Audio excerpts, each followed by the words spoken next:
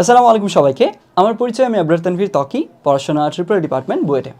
আজকের ভিডিওতে আমরা মূলত ঢাকা ইউনিভার্সিটি 2024-25 সেশনের এই ইউনিটের যে ভর্তি পরীক্ষা সেটার রিটেন পার্টের ম্যাথ পোর্শনটুকুর সলিউশন দেখব। ঢাকা ইউনিভার্সিটিতে যেহেতু ক্যালকুলেটর অ্যালাউড না, তো আমরা উইদাউট ক্যালকুলেটর অ্যাপ্রোচেই কোয়েশ্চেনগুলো সলভ করব। অ্যান্ড এই ভিডিওটা কলেজের first year second year admission phase যেই ফেজেই তুমি থাকো না কেন সেই ভিডিওটা দেখতে পারবা। অ্যান্ড আই হোপ ওই কোরেসপন্ডিং টপিকটা যদি পুরোপুরি তোমার পড়া থাকে তাহলে আসলে সলভগুলো ঠিকঠাক বুঝবা। কারণ আমি কোয়েশ্চেনগুলো পড়ার পরে সেটার যে সলভিং অ্যাপ্রোচ, এটা কেন নিচ্ছি, কী কাজ করতেছি, সেগুলো সব এক্সপ্লেন করে করেই আগাবো। এটা বেশি গুরুত্বপূর্ণ মেইনলি কলেজে এখন যারা আসো, যারা পরবর্তীতে হয়তো বা ইঞ্জিনিয়ারিং অ্যাসপিরেন্ট বা ডিউ বা ভার্সিটি এ ইউনিটের অ্যাসপিরেন্ট হওয়া, তাদের জন্যই বেশি গুরুত্বপূর্ণ। তো আমরা শুরু করি। প্রথম যে প্রবলেমটা ছিল, এইখানে বলা হয়েছিল যে mod of z+1 is equal two z+2 into 1+i। এই সমীকরণ থেকে জেডের মানটা বের করতে বলছে, যেখানে জেড একটা জটিল সংখ্যা। তো এখানকার এই প্রথম প্রশ্নটার যে ফার্স্ট কনসার্নিং যেটা ইস্যু, সেটা হচ্ছে যে অনেকে এই প্রশ্নটার থিমটাই ঠিক বুঝতে পারেনি। তাদের কেসে তাদের অ্যাম্বিগিউটি বা তাদের কনফিউশনটা যেখানে তৈরি হয়েছে সেটা হচ্ছে এরকম যে এই সমীকরণ থেকে জেডের মান বের করতে বলছে, মানে কি মিন করছে আসলে, জেডের মান এখান থেকে বের করা বলতে কি চাইছে আর ওরা প্রশ্নে মেইন। তো এই ব্যাপারটা যদি আমি ক্লিয়ার করতে চাই তাহলে এখানে একটু আমরা স্কুল লেভেলে যে আমরা ইকুয়েশন সলভ করতাম সেটার কথা একটু আমরা তুলে ধরি। হ্যাঁ, স্কুল লেভেলে ধরে নাও আমরা 2x + 3 is equal two x - 5। খুবই সিম্পল একটা ইকুয়েশন লিখলাম। এখন এই সমীকরণ সলভ করতে বললে এই x এর ভ্যালু চাওয়া হয়। তো এই যে আমরা স্কুল লেভেলে এত ছোট ছোট ইকুয়েশন সলভ করতাম, বা আমরা দ্বিঘাত মনে করো একটা দ্বিঘাত সমীকরণ সলভ করতেছি, x² - 5x + 4 is equal two 0, এইটা সলভ করতেছি। তো এইখানে আমাদের কোরেসপন্ডিং এক্সটা হচ্ছে চলক, এক্সটা অজানা, এক্স এর মানটা বের করতে হবে, যার জন্য সমীকরণটা কি হবে, সিদ্ধ হবে। এই যে কাজগুলো করতাম, এগুলো আসলে কি করতাম বলতো, এগুলোর সবসময় মানটা আমাদের কি আসতে হতো, বাস্তব আসতে হতো না। অর্থাৎ আমরা ইকুয়েশনগুলো সলভ করতাম রিয়েল ডোমেইনে, বুঝছি, বাস্তব কেসে, বাস্তব ডোমেইনে আমরা এই প্রবলেমগুলো, এই ইকুয়েশনগুলো সলভ করতাম। তো এইবার ওই সেম কাজটাই ইকুয়েশন সলভিংই তোমাকে দিছে। অর্থাৎ একটা ইকুয়েশন দেওয়া আছে, ওখানে একটা অজানা জিনিস আছে বা একটা চলক আছে। এখানে চলককে এই যে জেড, এই জেড চলকের একটা ইকুয়েশন দেওয়া আছে, সেই ইকুয়েশনটা সলভ করতে হবে। অর্থাৎ এই চলকের মানটা বা অজানা জিনিসের মানটাই আমাদের বের করতে হবে। সেই আগের টাস্কটাই জাস্ট কি ডিফারেন্স হচ্ছে আমাদের ডোমেইনটাতে একটা এলিভেশন আমরা পাইছি। অর্থাৎ আগে এই যে প্রবলেমগুলো আমরা সলভ করতাম, এগুলো ছিল রিয়েল ডোমেইনে সলভ করতে হতো। এবার এই ইকুয়েশনটা আমাকে সলভ করতে হবে কিসে, কমপ্লেক্স ডোমেইনে। অর্থাৎ এইখানে আমাদের যে এই চলক বা অজানা জিনিস, সেটার ভ্যালু আসলে কমপ্লেক্স নাম্বারও আসতে পারে, বুঝছি।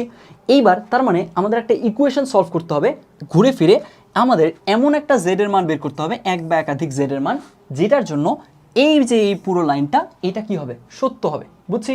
জেডের ওই মানের জন্য বা ওই মানগুলোর জন্য এই ইকুয়েশনটা কি হবে, সিদ্ধ হবে। এরকম একটা ব্যাপার বা এরকম একটা কনসেপ্ট আমাদেরকে দেওয়া হয়েছে। এখন এখানে তোমাদের মাঝে অনেকের এই যে অ্যাম্বিগুইটি বা কনফিউশন কেন তৈরি হয়েছে, সেটা তৈরি হওয়ার পেছনে রেলেভেন্ট কারণটা হচ্ছে এরকম, আমাদের বইগুলোতে এই ধরনের প্রবলেম আছে অনেক, যে মড অফ মনে করো z-3 plus mod of z+3 is equal two দেওয়া থাকলো 10। এইটা দিয়ে তোমাকে জিজ্ঞেস করছে যে এইটা মূলত কি নির্দেশ করে। তো এইটা মূলত কি নির্দেশ করে, তখন আমরা কি করি, এখান থেকে mod of z-3 mod of z+3 এটার পরিবর্তে আমরা মডের যে ফর্মুলা আছে সেটা অ্যাপ্লাই করি, অ্যান্ড ঘুরে ফিরে সবশেষে এখান থেকে আমাদের একটা উপবৃত্ত আসে। তো ওই যে একটা জটিল সংখ্যা দিয়ে প্রকাশিত আমাদের একটা এক্সপ্রেশন, সেটা কি মিন করে, আর এইখান থেকে তোমাকে ওই জটিল সংখ্যাটা সলভ করতে বলছে, এই দুইটাতেই হয়তো বা অনেকের একটু হলেও প্যাচ লাগলেও লাগতে পারে বা লাগছে অলরেডি, বুঝছি। তো এইখান থেকে এই জিনিসটা ক্লিয়ার হয়েছে। তার মানে এইটা দিয়ে আমাকে প্রশ্ন করতো যে এটা কী নির্দেশ করে, কিন্তু এখনকার টাস্ক আমাদের ওটা না। এখন হচ্ছে আমাদের টাস্কিংটা হচ্ছে সলভিংয়ের টাস্ক, বুঝছি। আমাদের এই জিনিসটা সলভ করতে হবে, অর্থাৎ জেডের এমন সব ভ্যালু বের করতে হবে যার জন্য এই ইকুয়েশনটা সিদ্ধ হবে। তার মানে এইখানে জটিল সংখ্যার সমাধান বলতে কি বোঝায় এবং জটিল সংখ্যার কোনো একটা এইরকম ইকুয়েশন দিয়ে ওটা কী নির্দেশ করে, এই দুইটা হচ্ছে দুইটা ডিফারেন্ট কোয়েশ্চেন। এই দুইটা কোয়েশ্চেনকে মিলায় ফেললে হবে না, বুঝলাম। তাহলে এইখান থেকে আমাদের জটিল সংখ্যার এই যে প্রবলেমটা নিয়ে যে অ্যাম্বিগুইটিটা তৈরি হয়েছিল, এটা ফার্স্টলি আমি ক্লিয়ার করলাম, ফাইন। এইবার এখন এটার সলিউশনে আসি। আজকের ক্লাসটাতে কিন্তু আমরা, আজকের ভিডিওটাতে এই কাজগুলোই করে করে আগাবো। প্রবলেম নিয়ে যদি কোনো প্রবলেমটা ডিফারেন্ট অ্যাপ্রোচ বা প্রবলেমটা নিয়ে যদি অন্য এক্সট্রা কোনো ইনফরমেশন দেওয়ার মতো থাকে, সেটা দিয়েই মেইনলি কাজগুলো করব, যেহেতু এটা আমি কলেজ লেভেলে যারা আছি তাদের জন্য অ্যাপ্লিকেবল করেই ভিডিওটা বানাতে চাচ্ছি। তো আমরা শুরু করি। হ্যাঁ, এখানে তাহলে এখন এখান থেকে এই জিনিসটা আমাদের সলভ করতে হবে, জেড এর ভ্যালু বের করতে হবে। শুরু করি। দেখো এখানে প্রথমেই বলছে mod of z plus one. আচ্ছা, mod of z plus one মানে কি বুঝো তো?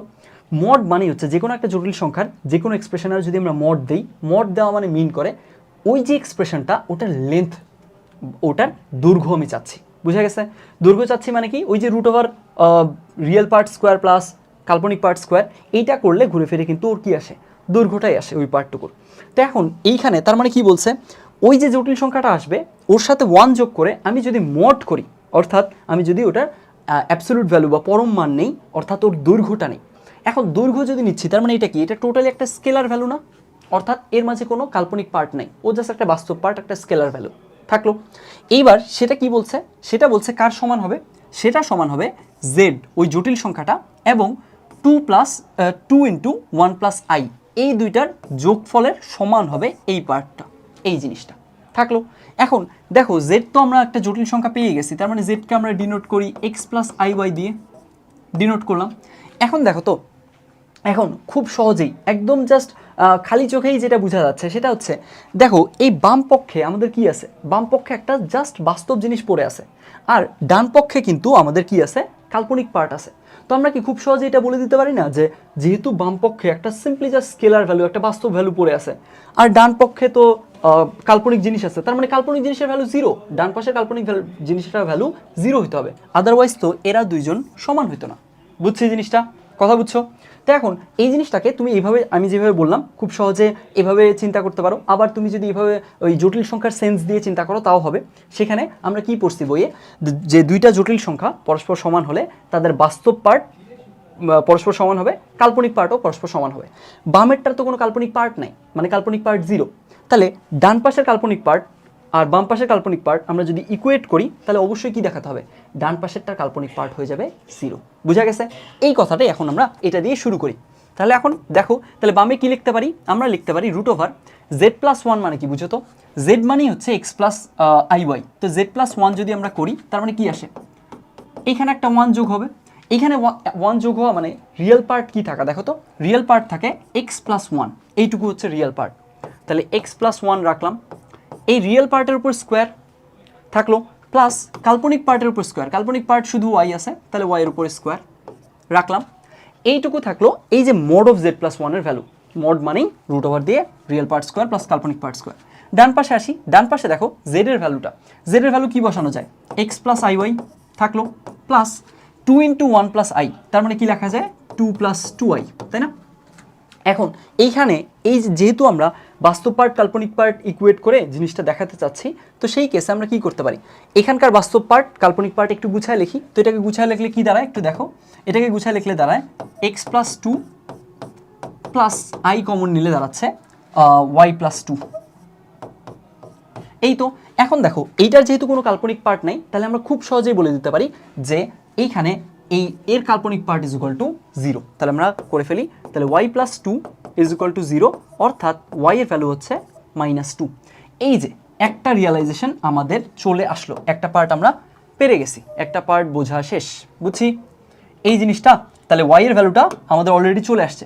অ্যান্ড এই পার্টটুকু বুঝছো, জাস্ট খুবই একদম ইনটুইটিভ একটা পার্ট, অর্থাৎ ইনটিউশন দিয়ে ক্যালকুলেশন ছাড়াই দেখেই বোঝা যায় যে আচ্ছা এখানে তো কোনো কাল্পনিক পার্ট নাই, তো এখানে কাল্পনিক পার্ট কি, ওয়াই প্লাস 2 ইন্টু আই, মানে হচ্ছে ওয়াই প্লাস 2y আর কি, বা ওয়াই প্লাস 2 ঘুরে ফিরে।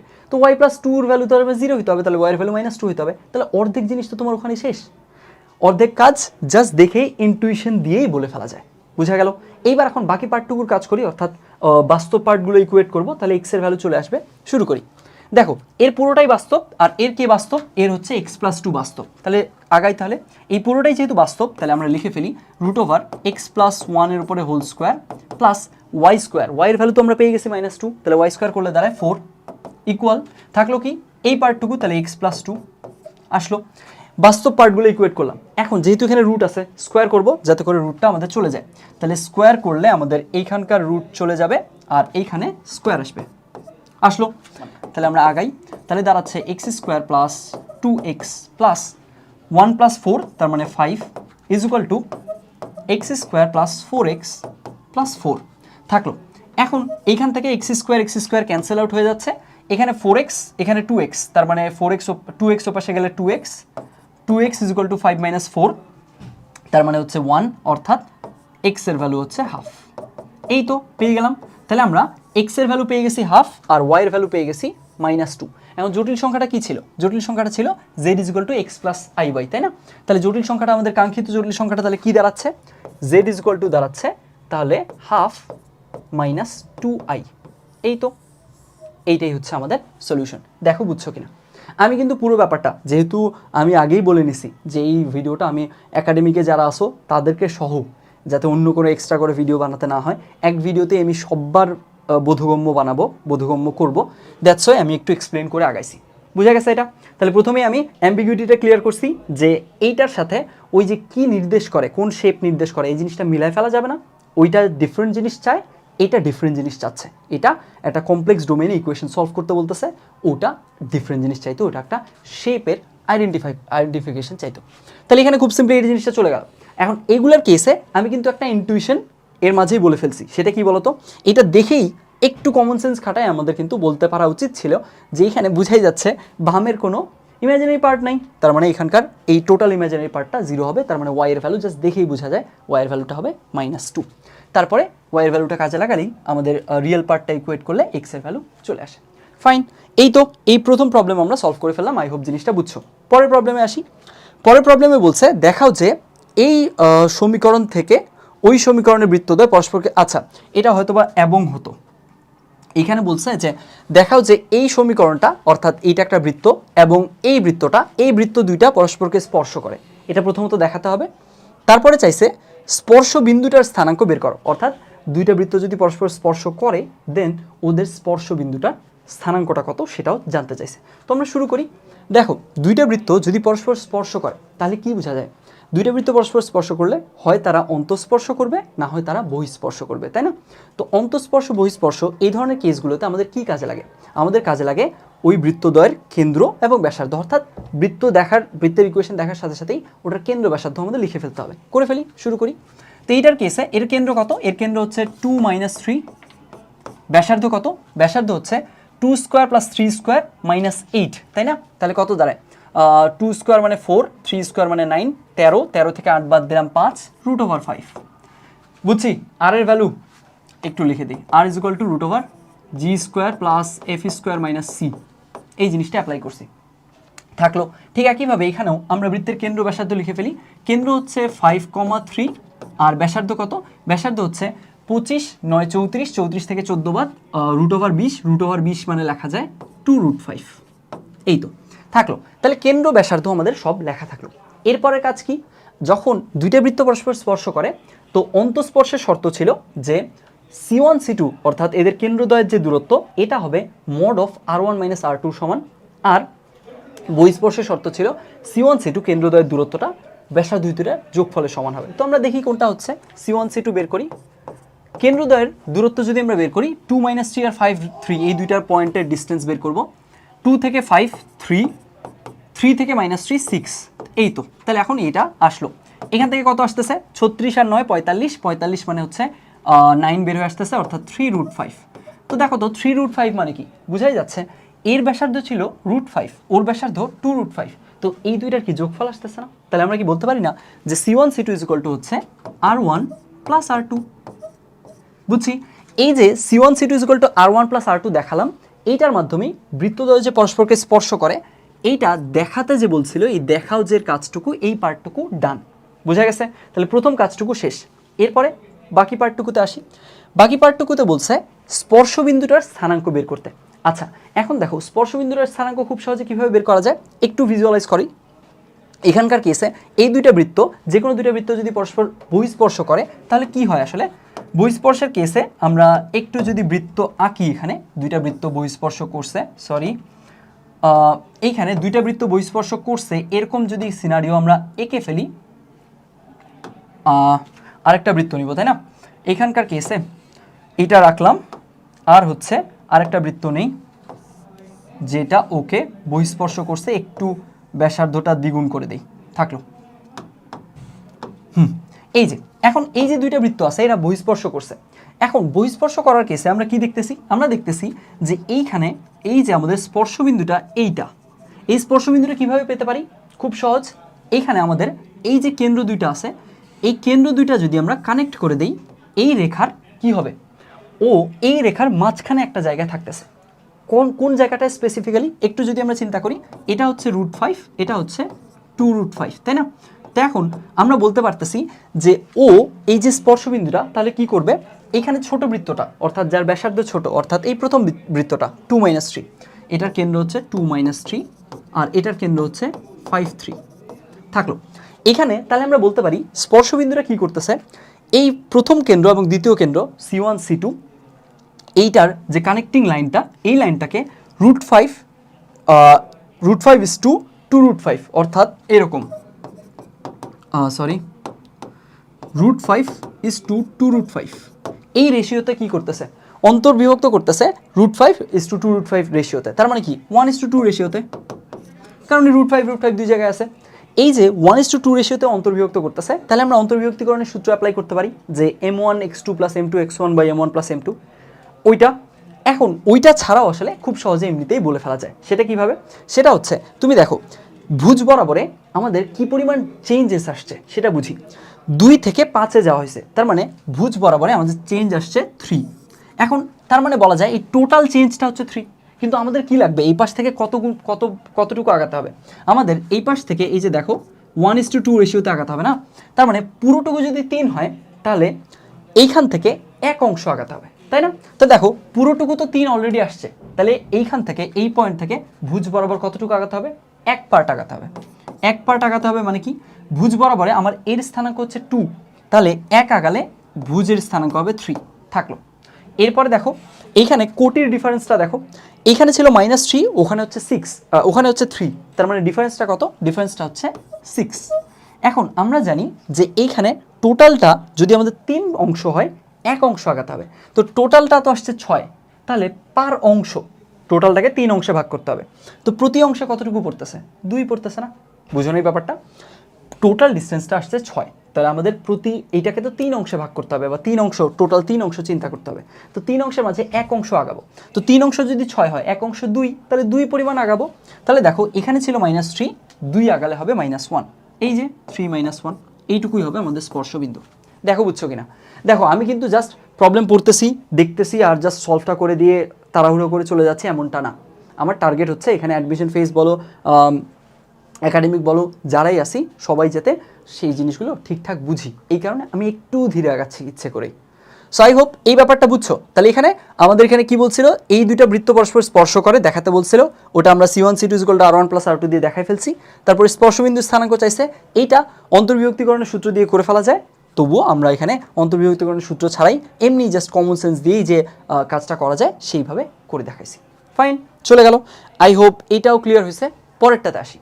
পরেরটাতে এইখানে আমাদের কি বলছে, x = 1, y = x - 2 এবং y² = x, এই রেখা তিনটা দিয়ে আবদ্ধ ক্ষেত্রের ক্ষেত্রফল নির্ণয় করতে বলছে।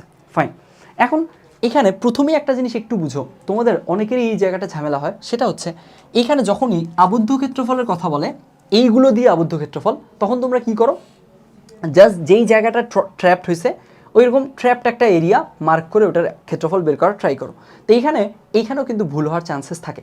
যখনই তোমাকে বেশ কয়েকটা রেখা দিয়ে আবদ্ধ ক্ষেত্রফল বলবে, তখন সবসময় খেয়াল রাখতে হবে, যে কোনো একটা ট্র্যাপ এরিয়া নিলাম আর ক্ষেত্রফল বের করে দিলাম তাহলে কিন্তু হবে না।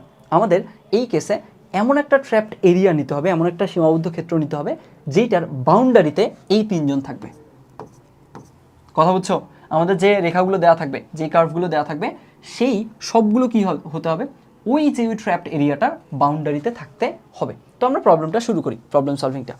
x = 1 বলছে, তো আমরা যদি এক্সিস সিস্টেম এটা চিন্তা করি, x = 1, তাহলে আমরা ধরে নিলাম এটা হচ্ছে x = 1, x অক্ষের y অক্ষের সমান্তরাল, এক অংশ দূরে থাকলো। y = x - 2, y = x - 2, এটা একটা স্ট্রেট লাইন। এই স্ট্রেট লাইনটা কোথায় কাট করবে একটু দেখো, এইখানে, এই মনে করো এটা 2,0 পয়েন্ট, x অক্ষকে 2,0 পয়েন্টে কাট করলো। আর y অক্ষকে কোথায় কাট করবে, y অক্ষকে কাট করতে গেলে x কে 0 বসাতে হয়, x 0 বসালে -2, তার মানে এখানে -2তে আসলো। অর্থাৎ এই রেখাটা অনেকটা এইরকমভাবে চলে গেল, থাকলো।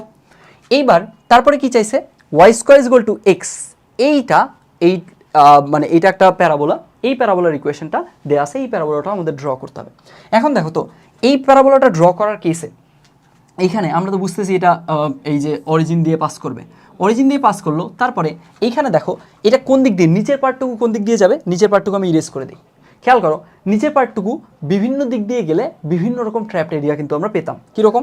নিচের পার্টটুকু যদি এর উপর দিয়ে যায় তখন কিন্তু ট্র্যাপড এরিয়া কী হতো, এইটুকুও হতো, এইটুকুও হতো, এইটুকুও হতো, তাই না? আবার নিচের পার্টটুকু যদি এমন হতো যে নিচের পার্টটুকু এই দিক দিয়ে গেল, তখন ট্র্যাপড এরিয়া এটুকুও হতো, আবার এইটুকুও হতো, তাই না? কিন্তু নিচের পার্টটুকু এখানকার কেসে দেখবা কোনটা দিয়ে যায়, সরি একটু দেখি, আচ্ছা নিচের পার্টটুকু আমি আবার এঁকে ফেলি, নিচের পার্টটুকু ঠিক এই পয়েন্টটা দিয়েই যাবে, এই পয়েন্টটা দিয়ে যাবে। এখন এটা কি করে বুঝলাম সেটা একটু এক্সপ্লেন করে ফেলি।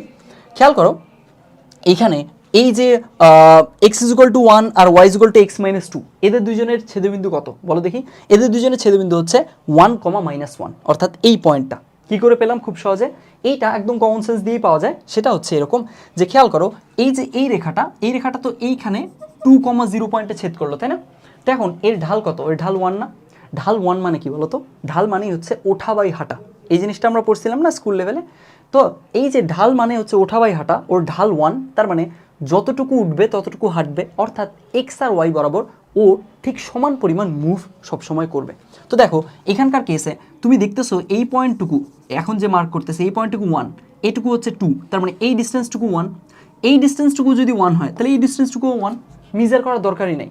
তুমি সিদ্ধ করে দুইটাকে পরস্পর সিদ্ধ করে দিয়ে খুব ইজিলি করতে পারো, তুমি হচ্ছে পয়েন্টটা কত বের করতে পারো। জাস্ট আমি কমন সেন্সে বললাম আর কি।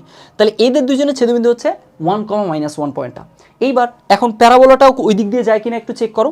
প্যারাবোলার কেসে এক্সের ভ্যালু 1 বসাও, ওয়াইয়ের ভ্যালু কী হবে? +-1, তাই না? এই +1 তো উপরে গেছে, -1 নিচে, দ্যাটস ওয়াই ওই সেম পয়েন্ট দিয়ে গেল। এখন এইটা সেম পয়েন্ট দিয়ে যাবে কিনা এইটা অবশ্যই গুরুত্বপূর্ণ, কারণটা আমি আগেই বলে নিছি, সেম পয়েন্ট দিয়ে না গেলে, উপরে দিয়ে গেলে বা নিচে দিয়ে গেলে কিন্তু ট্র্যাপড এরিয়াটা ডিফারেন্ট আসতো। ফাইন, এখন তাহলে এবার আমরা ট্র্যাপড এরিয়াটা মার্ক করব যে কোন এরিয়াটুকু আমাদের বের করতে হবে। খেয়াল করো আমি বারবার করে আগেই বলে নিছি, প্রবলেমটা জাস্ট পড়ার পরেই বলে নিছি, যখনই তোমাকে বেশ কয়েকটা কার্ভ দিয়ে বলবে ওদের দ্বারা আবদ্ধ ক্ষেত্রফল চাচ্ছি, তার মানে কি মিন করবে? তার মানে মিন করে যে ওই যে ট্র্যাপড এরিয়াটা, যে কোনো একটা ট্র্যাপড এরিয়া মার্ক করলাম আর ওটা বের করলাম তাহলে হবে না, বরং আমার এমন একটা ট্র্যাপড এরিয়া দেখতে হবে যেটার কি হবে, বাউন্ডারিতে এরা তিনজন থাকবে। বুঝছি? তো এখন দেখো এখানে কোন কোন এরিয়া ট্র্যাপড হয়েছে আমরা একটু চিন্তা করি। এই যে এইখানে আমরা যদি একটু ডিফারেন্টলি বলি, এই এরিয়াটুকু ট্র্যাপড হয়েছে, তাই না? এই এরিয়াটুকু ট্র্যাপড হয়েছে, কিন্তু এটার বাউন্ডারিতে কে আছে? প্যারাবোলা আছে, এই লাইন আছে, কিন্তু আমাদের এই স্ট্রেট লাইনটা নাই। ঠিক আছে, থাকলো। এইটুকু হচ্ছে আমাদের কাঙ্ক্ষিত এরিয়া। এখন কেন কাঙ্ক্ষিত এরিয়া একটু বুঝো। এইটুকু কাঙ্ক্ষিত এরিয়া কারণ হচ্ছে এইটার বর্ডারে প্যারাবোলা আছে, তারপরে হচ্ছে আমাদের এই স্ট্রেট লাইনটা y = x-2 আছে এবং x = 1 আছে। বুঝা গেছে? তো এখানকার কেসে কোন ট্র্যাপড এরিয়াটা আমি বের করতেছি সবসময় সতর্ক থাকতে হবে। যে কোনো একটা ট্র্যাপড এরিয়া বের করলাম তাহলে কিন্তু হবে না, আমাদের একদম ডিজায়ার্ড ট্র্যাপড এরিয়াটাই এইভাবে ডিফাইন্ড হবে, এই ওদের বাউন্ডারিতে এরা থাকবে এইটা দিয়ে। ফাইন, তাহলে আমাদের এইটুকু বের করতে হবে, এই পার্টটুকু। এখন এই পার্টটুকুর কেসে তুমি দেখো তো এইটুকু কি, এইটুকু খুব সহজে এমনিতেই বের করে ফেলা যাচ্ছে না। কিভাবে? কারণ এইটুকু তো হচ্ছে একটা ট্রায়াঙ্গেল, এই ট্রায়াঙ্গেলটার এইটুকুর ভ্যালু হচ্ছে 1, এইটুকুও 1, তার মানে এর ক্ষেত্রফল কত? 1/2 × 1 × 1, তার মানে 1/2 থাকলো এখানকার কেসে। তাহলে এর ক্ষেত্রফল আমরা পেয়ে গেলাম 1/2 থাকলো, এইটুকু বের করতে হচ্ছে না। এরপরে আসো, এখন দেখো এই যে উপরের প্যারাবোলা দিয়ে কতটুকু অংশ গৃহীত হচ্ছে সেই জিনিসটা যদি বের করতে যাই তাহলে কি হবে, আমাদের এই পার্টটুকুর মেজারমেন্ট লাগবে না? এই পার্টটুকুর মেজারমেন্ট কিন্তু লাগবে, তাই না? কারণ আমরা এক্স অক্ষের সাপেক্ষে যে ইন্টিগ্রেট করব, এক্স অক্ষের সাপেক্ষে ইন্টিগ্রেট করলে কি ডিফাইন্ড হয়? এক্স অক্ষের সাপেক্ষে ইন্টিগ্রেট করলে সবসময় ডিফাইন্ড হয় ওই পার্ট থেকে এক্স অক্ষের উপরে সবসময় লম্ব আঁকবো, লম্ব আঁকতে থাকবো একদম ইনিশিয়াল ফেজ এখান থেকে লম্ব আঁকতে থাকবো কত দূর যাব? একদম শেষ পর্যন্ত যাব। এই যে এইটা দিয়ে যতটুকু অংশ কালার্ড হচ্ছে বা ডিফাইন্ড হচ্ছে ওই পার্টটুকু আমরা বের করতে পারি, তাই না? কিন্তু এই পার্টটুকু পুরোটুকু যদি বের করি, পুরোটুকু বের করলে কি আমাদের কাঙ্ক্ষিত জিনিস বের হচ্ছে? বের হচ্ছে না, কিন্তু এক্সট্রা একটা জিনিস অ্যাড হচ্ছে। কোনটুকু বলো তো? এই যে নিচের পার্টটুকু, এই নিচের পার্টটুকু এক্সট্রা অ্যাড হচ্ছে। তো নিচের পার্টটুকু কি করতে হবে? এটা তো আমাদের লাগবে না, আনডিজায়ার্ড একটা জিনিস অ্যাড হয়ে যাচ্ছে, তো এটা মাইনাস করতে হবে এই জিনিসটা। তাহলে আমরা কি করব? মাইনাস করব। ওইটাও যেহেতু একটা ট্রায়াঙ্গেল, ওইটারও কষ্ট করে এরিয়া বের করতে হবে না, ইন্টিগ্রেট করে এমনিতেই বলে দিতে পারবো আমরা। ওইটার এরিয়া কত? ওইটার এরিয়া হচ্ছে এইখানে দেখো, এইখানে তোমার প্রথমে এই পয়েন্টটুকু লাগবে। এই পয়েন্টটা লাগবে মানে কি বুঝো? এই পয়েন্টটা লাগবে মানে হচ্ছে তোমার হচ্ছে এই যে এখানে প্যারাবোলা আর এই স্ট্রেট লাইন, প্যারাবোলা আর এই স্ট্রেট লাইন, এই দুজনের ছেদবিন্দু লাগবে। তো এখন ছেদবিন্দু আমরা বের করে ফেলি কুইকলি। এখানে দেখো ছেদবিন্দুর কেসে আমরা এখানে y = x-2 আর এখানে y² = x, তার মানে বলেই দেওয়া যায় যে x-2 এর উপরে হোল স্কোয়ার = x। তাহলে এখন দেখো তো, তাহলে x-2 হোল স্কোয়ার উপরে x, তার মানে কি বোঝা যাচ্ছে? x² - 4x + 4 = x। এই এক্সটা যদি এই পাশে আনি তাহলে কি হয়ে যাবে? -5x হয়ে যাবে না? -5x হয়ে যাবে। তাহলে এখান থেকে কি দাঁড়াবে? x² - 5x + 4 = 0। তো এখন বোঝাই যাচ্ছে তাহলে x এর ভ্যালু কত হবে? 1 আর 4 হবে। এখন x এর ভ্যালু 1 আর 4 এ ও কি করবে? একে অপরের সাথে ছেদ করবে, তাই না? তো এখন দেখো x = 1 এ তো একটা পয়েন্ট অলরেডি পেয়ে গেছি 1 - 1, তো এবার 4 হবে তাহলে এইখানে, তার মানে এই পয়েন্টটার ভুজের ভ্যালু 4 আর কোটির ভ্যালু কত? 4টা এখন যে কোনোখানে বসাও, এখানে বসাতে পারো, এখানে বসাতে পারো, যেখানে বসাও। এখানে বসালাম, 4 বসালে আসে y2, তার মানে 4,2। তাহলে এখন এই পয়েন্টটা থাকলো 4,2 থাকলো। এখন দেখো তো 4,2 যদি হয়, এইটুকুই তো 2 ছিল, তাহলে এই বাকিটুকু 2, কারণ এই পুরোটুকু 4, এইটুকু 2 আর এইটুকু 2, তার মানে এই এরিয়াটুকু কত? 1/2 × 2 × 2 ত্রিভুজের ক্ষেত্রফল। তাহলে কত আসতেছে? এইটুকু আসতেছে 2। এই 2টা কিন্তু আনডিজায়ার্ড, এটা আমাদেরকে মাইনাস করতে হবে। এটা আমি রেড কালার করি, এইটুকু। এখন দেখো এইবার এক কাজ করি, তাহলে এবার আমরা ইন্টিগ্রেট করে ফেলি। ইন্টিগ্রেট করলে কোন এরিয়াটুকু বের হবে ভালো মতো বুঝো। ইন্টিগ্রেট করলে কিন্তু এই পুরোটুকু বের হবে, এই পুরোটুকু বের হবে, তাই না? এখন কাকে ইন্টিগ্রেট করব? এক্স অক্ষের সাপেক্ষে ইন্টিগ্রেট করতেছি। এক্স অক্ষের সাপেক্ষে ইন্টিগ্রেট করলে কি আসে? এক্স অক্ষের সাপেক্ষে y dx করতে হবে। কত থেকে কত? এইখানে dx লিখছি, তাহলে এক্স অক্ষ বরাবর লিমিটটা দিতে হবে 1 থেকে 4, তাহলে বসাই দিই 1 থেকে 4। এখন y এর ভ্যালু তোমাকে দেয়াই আছে। কাকে ইন্টিগ্রেট করতেছো? প্যারাবোলাটাকে না? প্যারাবোলাটার ইকুয়েশন কি? প্যারাবোলার ইকুয়েশন হচ্ছে y² = x। আমার লাগবে এখানে y, তার মানে কি আসবে? √x। তাহলে বসাই দিই √x।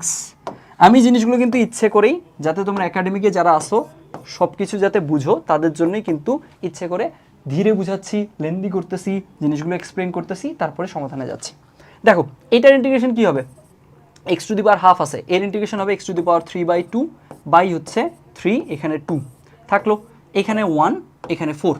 আসো এটা ইন্টিগ্রেট করলে কি হবে দেখো তো। এখানে 4 যদি আমরা নেই, 4⁻½ মানে হচ্ছে 2³ মানে হচ্ছে 8, 8 দুগুণে 16/3, 16/3 থেকে 1 দিয়ে আবার ওটা মাইনাস করতে হবে, 1 দিয়ে তো ওটা 1 হয়ে যাচ্ছে, 2/3, তার মানে 14/3 থাকলো। তাহলে এখন আমাদের এই পার্টটুকু, এই যে এখানে আমরা যদি একটু আবারও ডিফাইন করে দেখাই, এই পুরো পার্টটুকুর এরিয়া কত আসতেছে?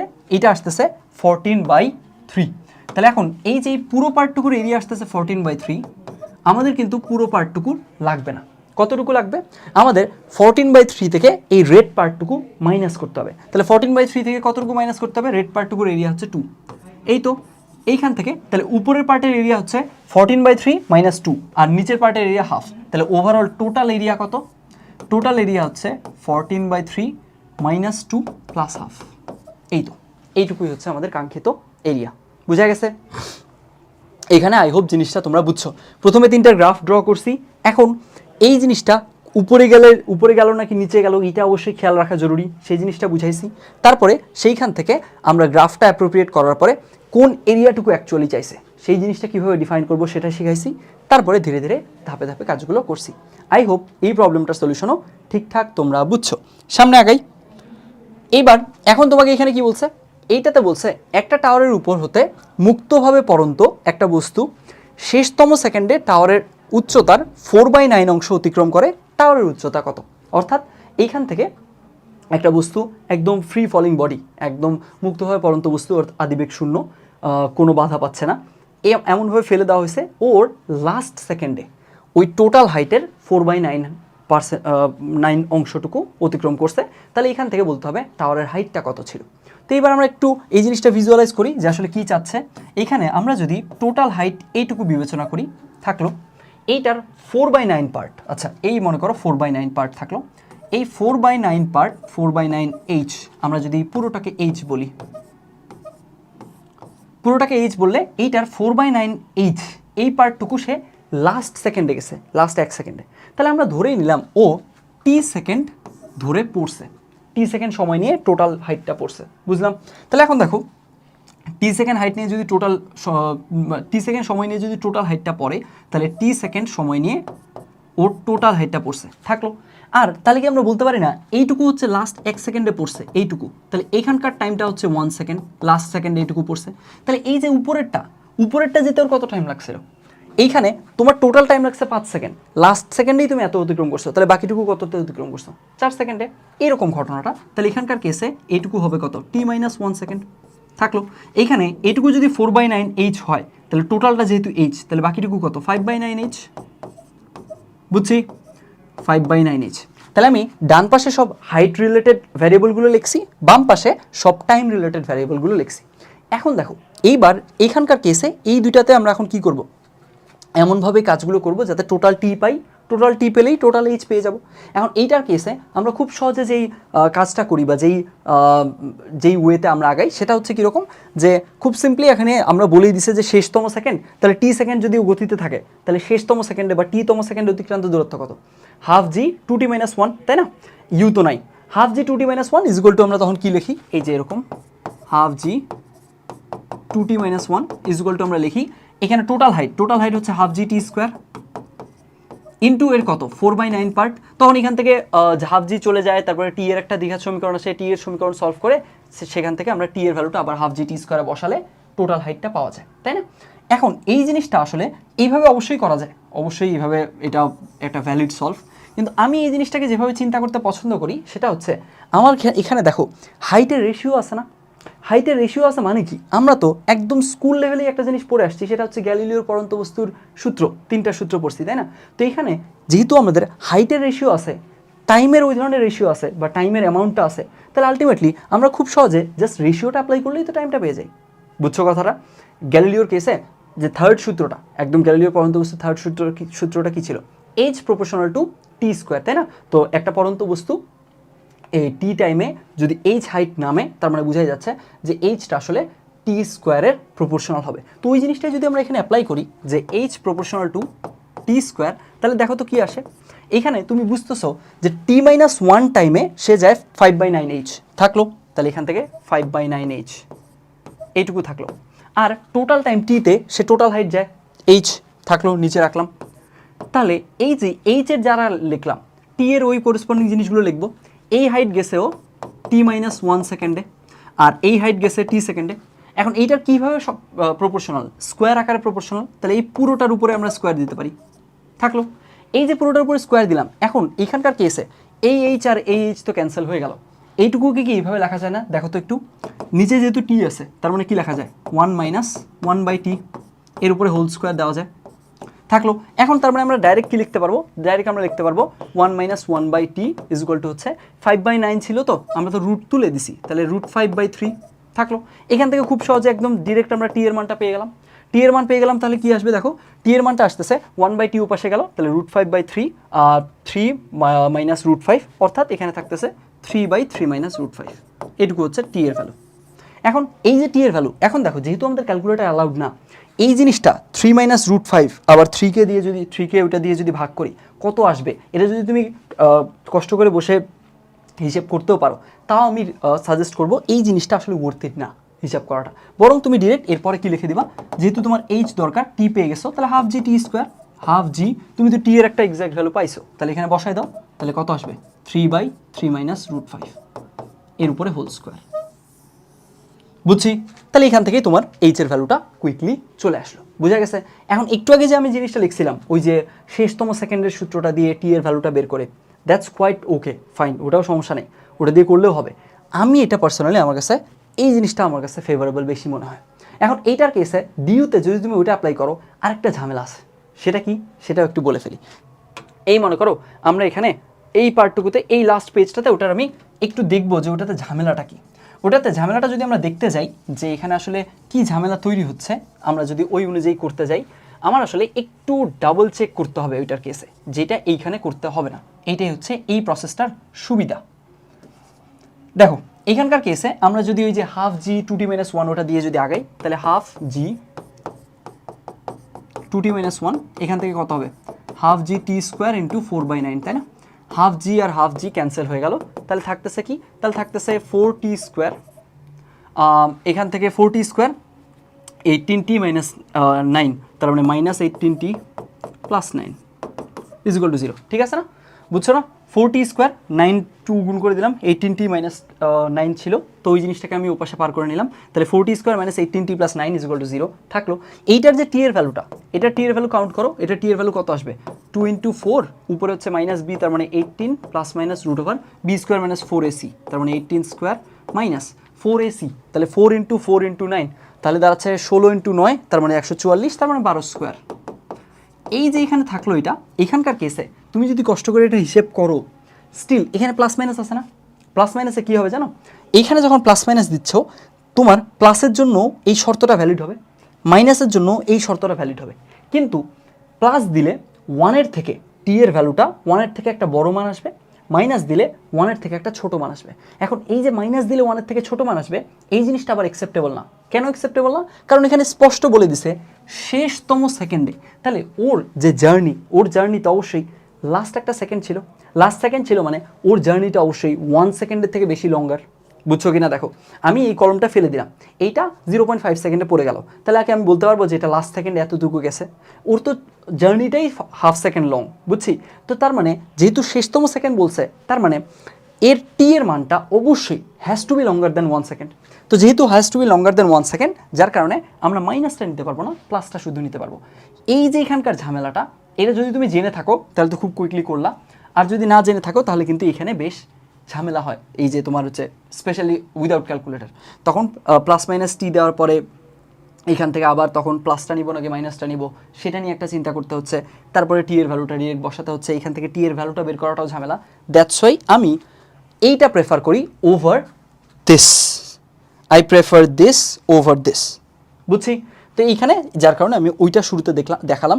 এইটা যদি তুমি করো কোনো সমস্যা নেই, অবশ্যই হবে জিনিসটা, সেটার কেসে তখন তুমি লাস্ট লাইন লিখে দিবা হাফ জি টি স্কোয়ার, তখন এইখান থেকে এই পুরো জিনিসটার হোল স্কোয়ারটা লিখে দিতে হবে।